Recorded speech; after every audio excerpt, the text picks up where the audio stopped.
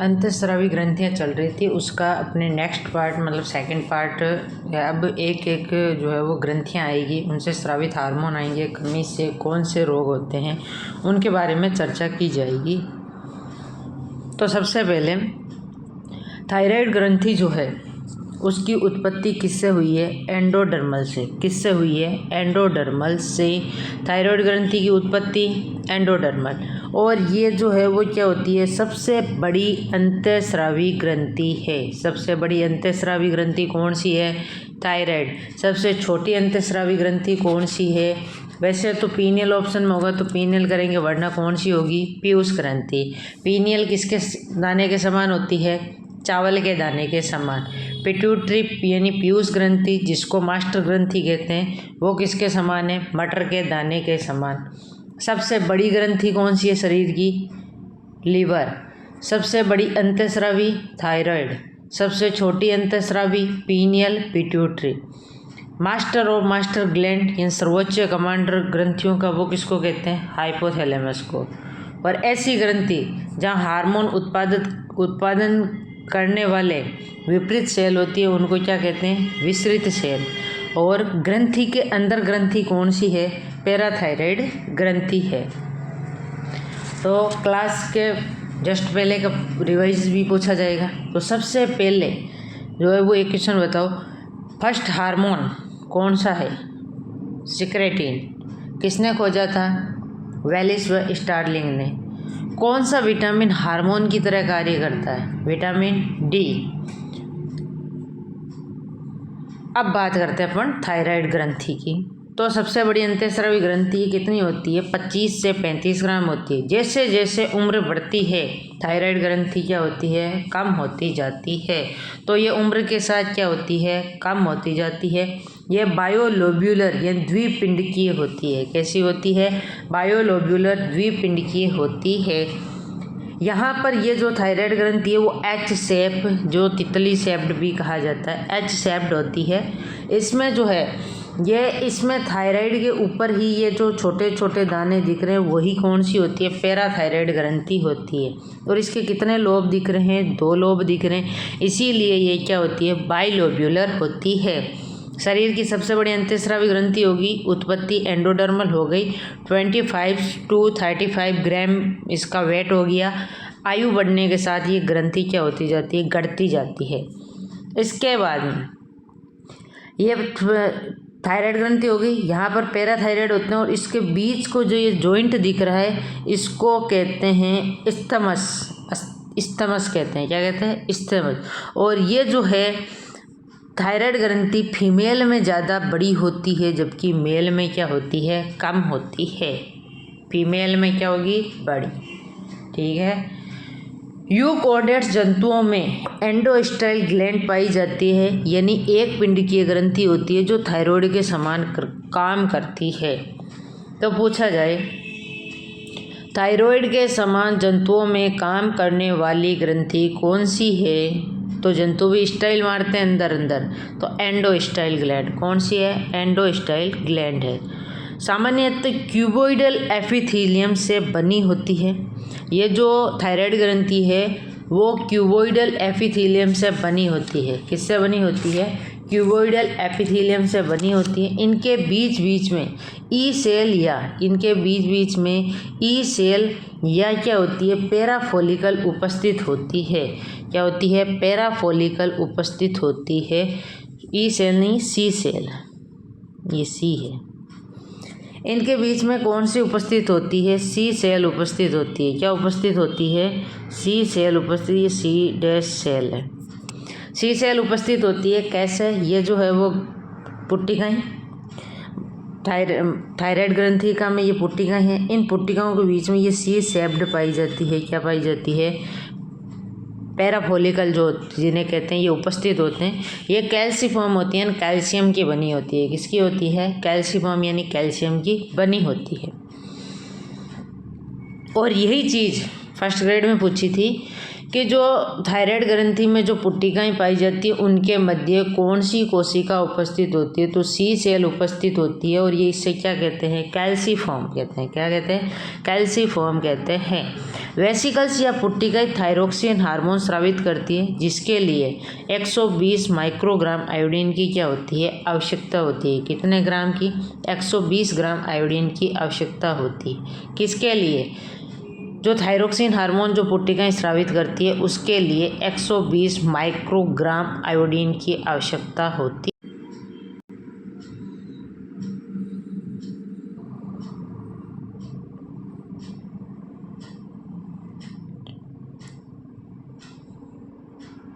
भाई ये देखे थे कि आयोडीन पुट्टिकाओं में कोलोइडल के मिश्रण में उपस्थित होता है। आयोडीन जो है वो पुट्टिकाओं में कोलोइडल मिश्रण में उपस्थित होता है और इन पुट्टिकाओं में सील सेल थी जो कैल्सिफॉर्म थी। जब आयोडीन जो है वो 120 ग्राम से, आयोडीन क्या है, जब 120 ग्राम से कम मात्रा में लेते हैं तब ये क्या करता है, पास की जो है वो पास के अंगों से अवशोषण करता है, तो जिससे इसकी आकृति बढ़ जाती है, जिसको गलगंड गेंगा या क्या कहते हैं, गोइटर रोग जो है वो कहा जाता है। गोइटर मुख्यतः कहाँ होता है? पहाड़ी क्षेत्रों में देखा गया है। और थायरोक्सिन वास्तव में T4 होता है। T4 जो होता है उसका फुल फॉर्म होता है टेट्रा आइडोथायरोग्लोब्यूलिन, परंतु T4 और T3 में क्रियाशीलता अधिक पूछें तो किसकी होती है? T3 की होती है। अब इसके कार्य देखें तो कार्य में जो है ये इसका आधार होता है, यानी ये BMR बेसल मेटाबॉलिक रेट को क्या करता है? बढ़ाता है। ये बेसल मेटाबॉलिक रेट को क्या करता है? बढ़ाता है। कोशिकीय श्वसन को बढ़ाता है, हार्ट बीट को बढ़ाता है, रेस्पिरेटरी रेट को बढ़ाता है, ग्रोथ और डेवलपमेंट में विभेदन करता है, मेंढक में कायांतरण को प्रेरित करता है। कार्य सारे ध्यान रखना। तो देखो बढ़ाता है, तो सबसे पहले किसको बढ़ा रहा है? BMR बेसल मेटाबॉलिक रेट को बढ़ाता है। कोशिका में किसको बढ़ाता है? श्वसन को बढ़ाता है। जो अपनी हार्ट बीट जो होती है 72 उसको बढ़ाता है।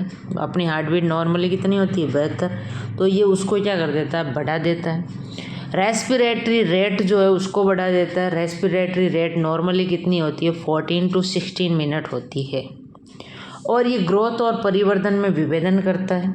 मेंढक में ये कायांतरण को प्रेरित करता है। अपन जब सेल पढ़ रहे थे तो वहाँ पे भी आया था ये।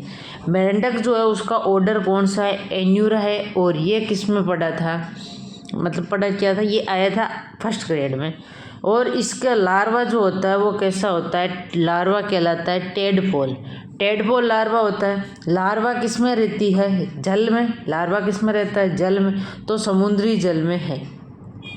और जो समुद्री जल में होते हैं वो कैसे होते हैं? अमोनियोटेलिक। कैसे होते हैं? अमोनियोटेलिक होते हैं। ठीक। उसके बाद में जल में है तो ये कैसे हैं? शाकाहारी है। कैसे हैं? शाकाहारी। और इनमें जो है वो जल में तैरने के लिए पूंछ होनी चाहिए, तो इनमें क्या होती है? पूंछ प्रेजेंट होती है।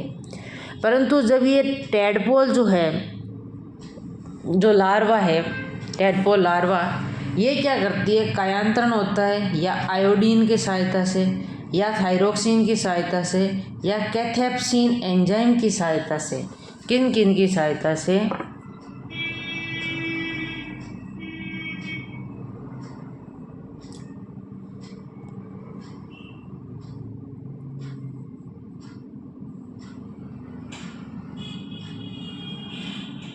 देखो ब्लैंक याद देते हैं। ये टेडपोल लार्वा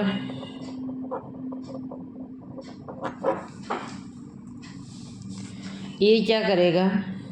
टेडपोल कहाँ रहता है? समुद्र में, तो समुद्री जल रहेगा। उसके बाद पानी में रहने के कारण ये कैसा है? अमोनियोटेलिक है। और ये शाकाहारी एंड हर्बीवर्स है। हर्बीवर्स। और पानी में रहेगा तो पूंछ की आवश्यकता होगी, तो टेल प्रेजेंट होगी। अब ये टेडपोल क्या करेगा? आयोडीन कायांतरण या थायरोक्सिन या कैथेप्सिन एंजाइम की सहायता से ये किस में बदल जाता है? एडल्ट फ्रॉग मेंढक बन गया। फ्रॉग जो है वो कौन से गण का है? एन्यूरा का है, जिसको राना टिग्रीना नाम कहते हैं। अब ये एडल्ट हो गया तो ये समुद्र जल से कहाँ आ जाता है? थल में। कहाँ आ गया है? थल में। तो ये क्या होता है? स्थल पर होता है। और जो स्थल पर होता है वो अमोनियोटेलिक ना होकर अब कैसे टेलिक है? यूरियोटेलिक। क्या है? यूरियोटेलिक। यह शाकाहारी थे। मेंढक यहाँ पर जब स्थल पर रहता है तो कीट वगैरह खाता है, तो क्या हो गया? मांसाहारी। क्या हो गया? मांसाहारी या कीटाहारी हो गया। इनमें टेल प्रेजेंट थी और इसमें टेल क्या होती है? एब्सेंट होती है। क्या होती है? एब्सेंट होती है। ठीक। इसके बाद में अपन ने कार्य देखे थे, तो ये क्या करता है? थायरोक्सिन जो है वो BMR को क्या करता है? बढ़ाता है। कोशिकीय श्वसन को बढ़ाता है। हार्ट बीट को बढ़ाता है। Normally heart beat 72। और श्वसन दर, रेस्पिरेटरी रेट जो 12 से 16 होती है, उसको बढ़ाता है। और ये ग्रोथ और डेवलपमेंट को बढ़ाता है। मेंढक में कायांतरण में काम आता है। इसके बाद में देखें आगे के कार्य।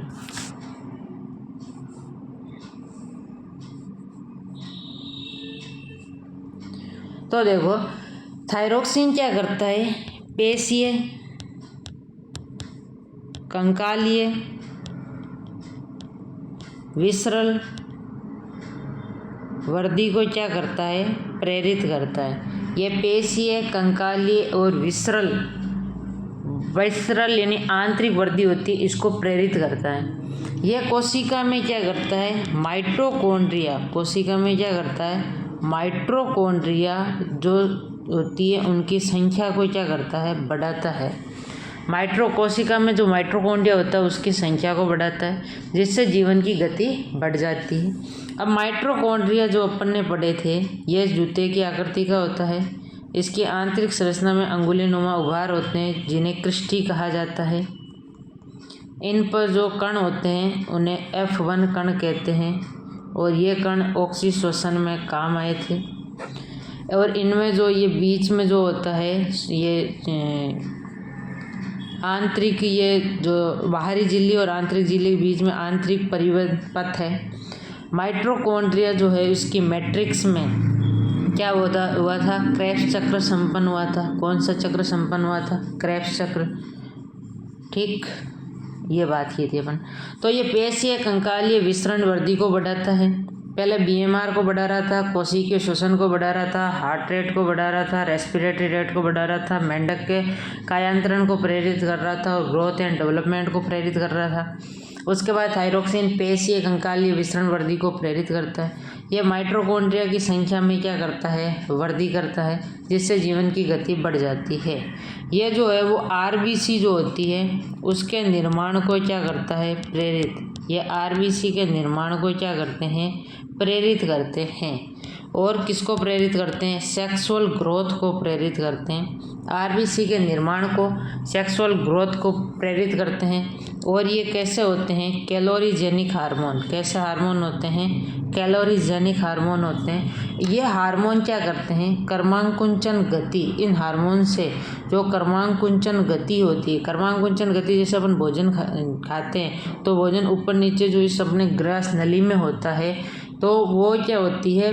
ये गति इससे क्या हो जाती है? थायरोक्सिन से बढ़ जाती है। और जब कर्मांकुंचन गति बढ़ती है तो भूख भी क्या हो जाती है? बढ़ जाती है।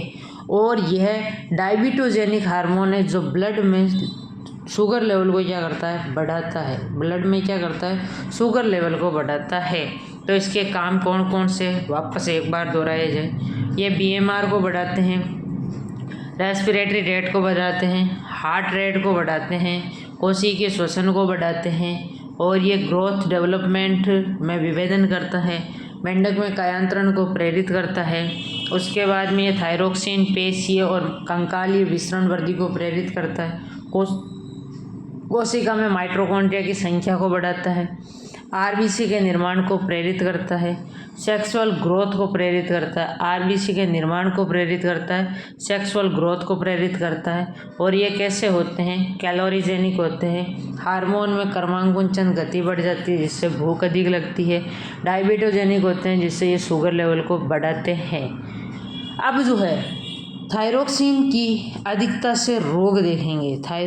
थायरोक्सिन की अधिकता से रोग, तो थायरोक्सिन की अधिकता से रोग जो है वो फर्स्ट होता है हाइपर थायरोडिज्म, मतलब इसे जो कहते हैं अधिकता से जो रोग होते हैं उनको कहा जाता है हाइपर थायरोडिज्म। तो इसमें फर्स्ट है अपना एक्सऑप्थेल्मिक गोइटर। इसमें क्या होती है? आंखें बड़ी बड़ी हो जाती है। ऑप्थेल्मिक ऑपरेशन करवाना पड़ेगा भाई आँखों का, तो एक्सऑप्थेल्मिक गोइटर से मोटी मोटी आंखें हो जाती है। अगली जो डिजीज़ होती है ग्रेव डिजीज़, कौन सी होती है? पहली कौन सी होगी? एक्सऑप्थीलियम। कौन सी होगी? एक्सऑप्थीलियम जो है वो इसकी होगी। दूसरी जो है कौन सी होती है? Grave disease. कौन सी होती है? Grave disease. ये इससे जो है थायरोक्सिन ग्रंथि में सूजन आ जाती है। क्या आ जाती है? सूजन। इसका अन्य नाम जो है वो होता है बेस्डो। क्या होता है? बेस्डो डिजीज़ होता है।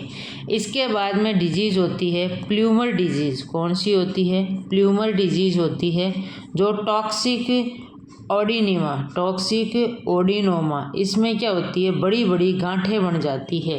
प्ल्यूमर याद रखो, ट्यूमर में गांठें बनती है। तो ये बस, तो इसके अधिकता से 3 रोग होते हैं, एक्सऑप्थेल्मियम, ग्रेव और प्ल्यूमर। एक्सऑप्थेल्मिक, ग्रेव और प्ल्यूमर। ग्रेव रोग को क्या कहते हैं? Basedow disease. कमी से रोग होते हैं, इसकी कमी हो गई तब क्या हुई थी? पास की कोशिकाओं से आयोडीन जो है अवशोषण कर रही थी, तो गेंगा रोग हुआ था। कौन सा रोग? गेंगा गोइस्टर, जिसको गलगंड भी कहा जाता है। दूसरा होता है मिक्सोडीमा। क्या होता है?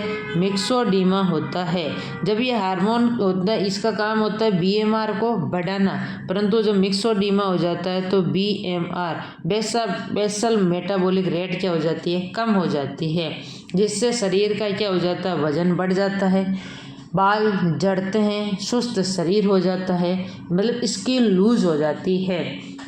तो इसका अन्य नाम क्या होता है? Gulf disease. क्या होता है? मिक्सोडीमा का अन्य नाम क्या होता है? Gulf disease. क्या होता है? गल्फ डिजीज़ होता है।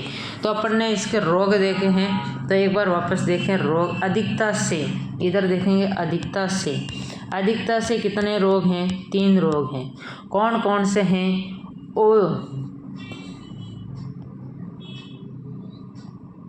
POG। कौन से हैं? POG। तो O से ऑप्थेल्मिक, एक्सऑप्थेल्मिक, P से प्ल्यूमर, G से ग्रेव रोग। कौन सा है? ग्रेव्स रोग। ग्रेव्स रोग को दूसरा क्या कहते हैं? बेस्डो रोग, बेस्डो डिजीज़। क्या कहते हैं? Basedow disease. और प्ल्यूमर डिजीज़ जो होती है वो टॉक्सिक होती है, टॉक्सिक ओडिनोमा। कमी से जो रोग होते हैं वो होते हैं 2, मिक्सोडीमा, जिसको गल्फ डिजीज़ भी कहते हैं, शरीर लूज हो जाता है, और ये गेंगा रोग, गलगंड रोग, जिसको गोइटर रोग भी कहा जाता है, ये रोग इसकी कमी से होते हैं। अगला जो है वो कमी से होता है हाशीमोटो रोग। कौन सा होता है? हाशीमोटो रोग। और एक रोग और होता है क्रिटिनिज्म रोग। कौन सा? क्रिटिनिज्म। तो इसके कौन से थे अधिकता से? एक्सऑप्थेल्मियम, प्ल्यूमर और ग्रेव रोग। और कमी से जो है वो मिक्सोडीमा, गलगंड, क्रिटिनिज्म और हाशीमोटो रोग। हाशीमोटो रोग जो होता है यह स्वप्रतिरक्षी रोग होता है। इसमें थायराइड ग्रंथि क्या करती है? एंटीबॉडी बन जाती है, एंटीबॉडी बन जाती है, जिससे थायराइड ग्रंथि की आत्महत्या हो जाती है। माटो से याद रखो, भाटो मारो तो अपने आप मर गयो। तो थायराइड ग्रंथि की आत्महत्या हो जाती है। कौन से रोग के? हाशीमोटो रोग से। सामान्यतः क्या होता है, जब गलत, तो अपन क्या नॉर्मली जब गलत दवाई ले लेते हैं तो उसके कारण थायरोक्सिन की क्या हो जाती है, कमी हो जाती है। इसीलिए डॉक्टर लगभग जो है वो दवाइयाँ जो है वो 99% दवाइयाँ खाने के बाद होती है, 1% दवाइयाँ खाने से पहले होती है। वही जिनको डाइजेशन की प्रॉब्लम हो उनमें होता है, गैस्ट्रिक प्रॉब्लम होती है वो। तो हाशीमोटो रोग क्या होता है, स्वप्रतिरोधी रोग होता है। इसमें थायराइड ग्रंथि के प्रति एंटीबॉडी बनती है जिससे थायराइड ग्रंथि की आत्महत्या हो जाती है। गलत दवाई लेने के कारण थायरोक्सिन की क्या हो जाती है, कमी। क्रिटेनिज्म जो रोग है, जड़ मानवता, ये जो है वो पूछा था आरपीएससी में कि बच्चों में ये क्रिटेनिज्म थायरोक्सिन की कमी से रोग होता है। तो क्रिटेनिज्म रोग जो ये था मिक्सोडीमा रोग होता है। तो उसमें क्या हो जाती है, मिक्सोडीमा रोग जो है, इस मिक्सो में क्या हो जाता है, बीएमआर क्या हो जाता है, कम। क्या हो जाता है, कम। जबकि जो क्रिटोनिज्म रोग होता है भाई, ये बीएमआर को भी बढ़ाता है, श्वसन रेस्पिरेटरी सिस्टम को भी बढ़ाता है और हार्ट बीट को भी बढ़ा रहा था। तो इस हार्मोन से क्या होता है, हार्ट बीट भी क्या हो जाती है, क्रिटोनिज्म रोग जब होता है तो हार्ट बीट भी कम हो जाती है, बीएमआर भी कम हो जाती है, मोटे होठ और मोटा पेट हो जाता है। ये इनमें जो है वो फिजिकली, मेंटली और सेक्सुअली ग्रोथ नहीं होती है और इसको अपन कहते हैं जड़ वामनता। क्या कहते हैं, जड़ मानवता, जड़ मानवता कहते हैं। इसके बाद में जो है वो कुछ इम्पोर्टेंट टॉपिक पॉइंट्स देखें तो ये है कि पीयूष ग्रंथि से जो TSH हार्मोन, यानी थायराइड, ये TSH हार्मोन जो होता है, पीयूष ग्रंथि अपन पढ़ेंगे तो उसमें जो है वो हार्मोन होंगे, अग्र पीयूष ग्रंथि, पश्च पीयूष ग्रंथि और मध्य पीयूष ग्रंथि से स्रावित होंगे। तो जो उसमें TSH हार्मोन होगा वो क्या करता है, ये थायराइड ग्रंथि को क्या करता है, प्रेरित करता है। और इस थायराइड ग्रंथि से जो थायरोक्सिन हार्मोन स्रावित होता है वो किस प्रकृति के होते हैं, रासायनिक प्रकृति से। कैसे होते हैं, प्रोटीन होते हैं। कैसे होते हैं, प्रोटीन। ये थायरोक्सिन हार्मोन जो है वो रासायनिक प्रकृति से प्रोटीन होती है। थायरोक्सिन हार्मोन में 2 फेनिल रिंग होती है जो किसके द्वारा जुड़ी रहती है, ईथर के द्वारा। इसमें 2 फेनिल रिंग होती है। कौन सी होती है, फेनिल, ये फेनिल रिंग होती है। ये आपस में किसके द्वारा जुड़ी रहती है, ईथर के द्वारा जुड़ी रहती है। और आयोडीन के ऑक्सीडेशन में, आयोडीन जो होता है उसके ऑक्सीडेशन में परोक्सीडेंट, क्या, परोक्सीडेंट एंजाइम प्रयुक्त होता है। आयोडीन के ऑक्सीडेशन में कौन सा एंजाइम प्रयुक्त होता है, परोक्सीडेंट एंजाइम क्या होता है, प्रयुक्त होता है। थायरोक्सिन हार्मोन का क्रिस्टलीकरण E.C. कैंडोल ने किया था। किसने किया था, E.C. कैंडोल ने किया था। टायरोसिन जो एमिनो एसिड का उत्पन्न होता है, एक क्वेश्चन आता है कि टायरोसिन एमिनो एसिड का उत्पन्न किससे होता है, इसी से। टायरोसिन में धातु कौन सी होती है, कॉपर धातु। आयोडीन जो होता है वो किससे प्राप्त होता है, फियोफाइसिस से। एग्जाम्पल होता है लेमिनेरिया, जिसे कहते हैं भूतों का कोट। आयोडीन जो है वो फियोफाइसिस से प्राप्त होता है। किससे प्राप्त होता है, फियोफाइसिस से, जो ब्राउन एल्गी होती है। और इसका एग्जाम्पल होता है लेमिनेरिया, जो ब्राउन एल्गी है वो लेमिनेरिया, जिसे भूतों का कोट कहते हैं। और थायरोक्सिन ग्लैंड को ऑपरेशन द्वारा काट कर हटा देना वो थायरोक्टेमी कहलाता है। क्या कहलाता है, थायरोक्टेमी। तो नोट्स में देखें अभी तक जो पढ़ा है वो ये देख चुके थे यहाँ तक। फिर अपन ने देखे थे बीएमआर को बढ़ाता है, कोशिकीय श्वसन को बढ़ाता है, हार्ट रेट को बढ़ाता है, रेस्पिरेटरी रेट बढ़ाता है, ग्रोथ डेवलपमेंट में विभेदन करता है, मेंढक में कायांतरण को प्रेरित करता है। राणा टिग्रीने का ऑर्डर देख लिया।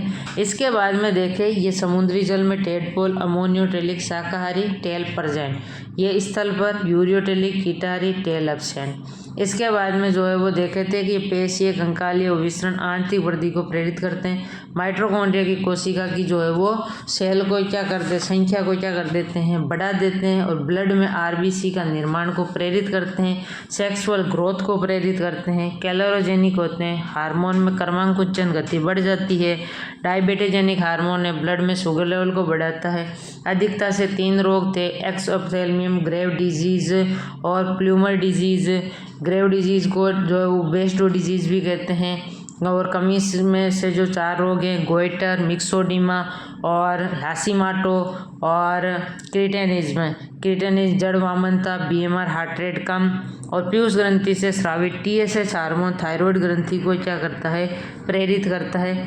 थायरोक्सिन हार्मोन रासायनिक प्रकृति से कैसे होते हैं, प्रोटीन। 2 फेनिल रिंग जो होती है वो किससे जुड़ी रहती है, ईथर से। और टायरोसिन में कौन सी धातु होती है, कॉपर, और ये किसका उत्पन्न करती है, एमिनो एसिड का। थायरोक्सिन हार्मोन में क्रिस्टलीकरण किसने बताया था, कैंडल ने। ऑक्सीडेशन में परऑक्सीडेंट एंजाइम प्रयुक्त होता है किसके, आयोडीन के। आयोडीन किससे प्राप्त होता है, फियोफाइसी से, जो कैसी होती है, ब्राउन एल्गी। एग्जाम्पल कौन सा है, लेमिनेरिया, जिसे क्या कहते हैं, भूतों का कोट। और थायरोक्सिन ग्लैंड को ऑपरेशन के द्वारा काट कर हटा देना क्या कहलाता है, थायरोक्टेमी। इसी के साथ अगली जो है वो इसी के साथ देख लेते हैं, पैराथायराइड ग्लैंड। क्या देखते हैं, पैराथायराइड ग्लैंड। तो इसी को कहते हैं पीटीएच, पैराथायराइड हार्मोन स्रावित करता है। कॉलिफ हार्मोन जिसे कहते हैं पैराथ हार्मोन। यह संख्या में कितने जोड़ी होती है, 2 जोड़ी।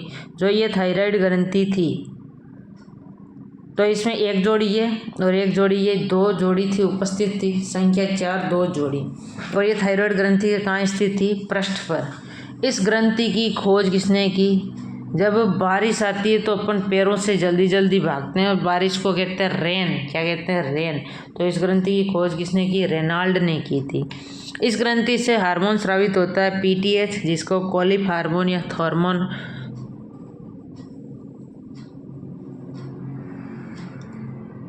पीटीएच पैराथॉर्मोन भी कहते हैं। थायरोक्सिन हार्मोन प्रोटीन प्रकृति के थे तो ये भी प्रोटीन प्रकृति का होता है। इसके बाद इनके कार्य देखें तो ये मूत्र निर्माण के साथ कैल्शियम के अवशोषण को बढ़ाता है और फॉस्फेट के अवशोषण को घटाता है।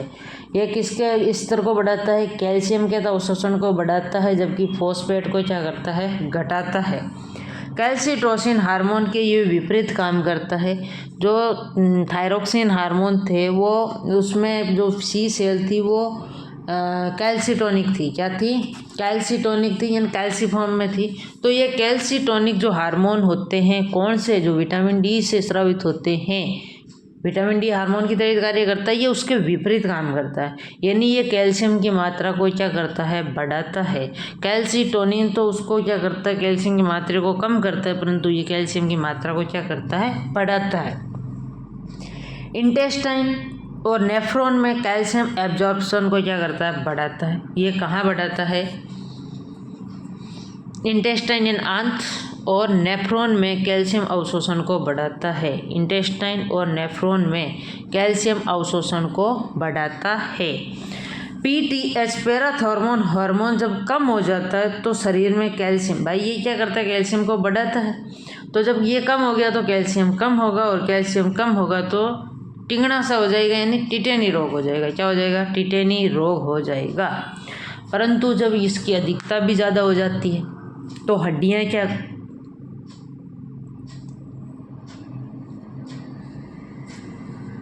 जब इसकी अधिकता हो जाती है तो ये बोन में जो है वो कैल्शियम एब्सेंट, और ब्लड में कैल्शियम का क्या हो जाएगा, स्तर बढ़ जाएगा। हड्डियों में कैल्शियम एब्सेंट हो जाएगा और ब्लड में कैल्शियम बढ़ जाएगा, तो इसको कहते हैं ऑस्टियोपोरोसिस। क्या कहते हैं, ऑस्टियोपोरोसिस।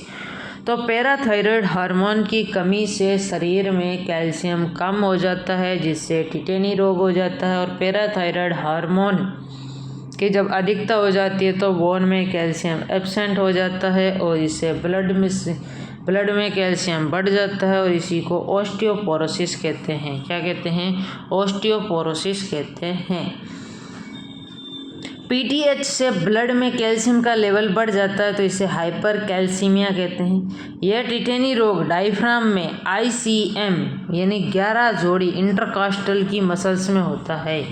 यह टिटेनी रोग डायफ्राम की आईसीएम की मसल्स में हो जाता है, जो श्वास रोध के कारण, जिससे क्या हो जाएगा, जब डायफ्राम की आईसीएम जो है, यानी डायफ्राम में रेडियल पेशी होती है, तो इसकी आईसीएम की मसल्स में ये होता है, तो ये संख्या बढ़ गई तो श्वास रुक जाएगी और जिससे क्या हो जाएगी, मृत्यु हो जाएगी। पैराथायराइड ग्रंथि को निकाल दिया जाए तो व्यक्ति की मृत्यु हो जाती है। और ये कैसा हार्मोन है? जीवन रक्षक हार्मोन है। कैसा हार्मोन है? जीवन रक्षक हार्मोन है। तो ये पैराथायराइड ग्रंथि की बात हुई है। संख्या में 2 जोड़ी है। थायराइड ग्रंथि के ऊपर होती है 2 जोड़ी। खोज इसकी किसने की थी? रेनाल्ड ने की थी। पीटीएच हार्मोन जो होता है वो कैल्शियम, जिसको कोलिक हार्मोन कहते हैं, और ये किस प्रकृति के होते हैं? प्रोटीन प्रकृति के। कार्य देखें तो मूत्र निर्माण के समय ये कैल्शियम के अवशोषण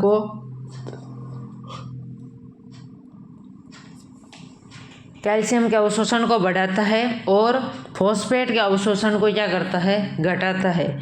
और कैल्सिटोसिन हार्मोन के विपरीत काम करता है। ये कैल्शियम की मात्रा को क्या करता है? बढ़ाता है। और ये कहाँ बढ़ाता है? आंत और नेफ्रॉन यानी तंत्रिका तंत्र की जो क्रियात्मक इकाई है उस नेफ्रॉन में ये कैल्शियम अवशोषण को बढ़ाता है। जब पीटीएच हार्मोन की कमी हो जाती है तो शरीर में कैल्शियम का क्या हो जाएगा? स्तर कम हो जाएगा और इससे टिटेनी रोग हो जाता है। और टिटेनी रोग में क्या हो जाता है? व्यक्ति की मृत्यु हो जाती है, क्योंकि इसमें डायफ्राम की आईसीएम की जो मसल्स में होता है, जिससे क्या होता है? तो श्वास अवरोध के कारण मृत्यु हो जाती है। और इस पैराथायराइड ग्रंथि को निकाल दिया जाए तो व्यक्ति की क्या हो जाती है? मृत्यु हो जाती है। और पीटीएच हार्मोन्स की जब अधिकता हो जाती है तो हड्डियों में कैल्शियम एब्सेंट हो जाता है और ब्लड में कैल्शियम अधिक हो जाता है। और कैल्शियम का स्तर बढ़ना क्या कहलाता है? हाइपर कैल्सीमिया कहलाता है।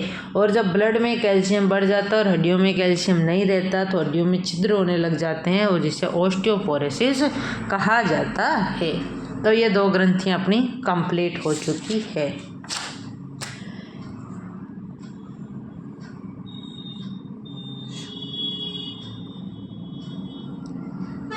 इसके बाद में अगली जो है वो ग्रंथियाँ अगले पार्ट में देखना मेरे हिसाब से उचित होगा, क्योंकि अगली ग्रंथि है एड्रिनल ग्रंथि और वो एक बड़ी ग्रंथि है। उससे एड्रिनलिन, नॉन एड्रिनलिन हार्मोन और काफ़ी सारे स्रावित होंगे। फिर अपन थायराइड ग्रंथि देखेंगे। तो thank you for watching video. मिलते हैं नेक्स्ट पार्ट में। जय हिंद, जय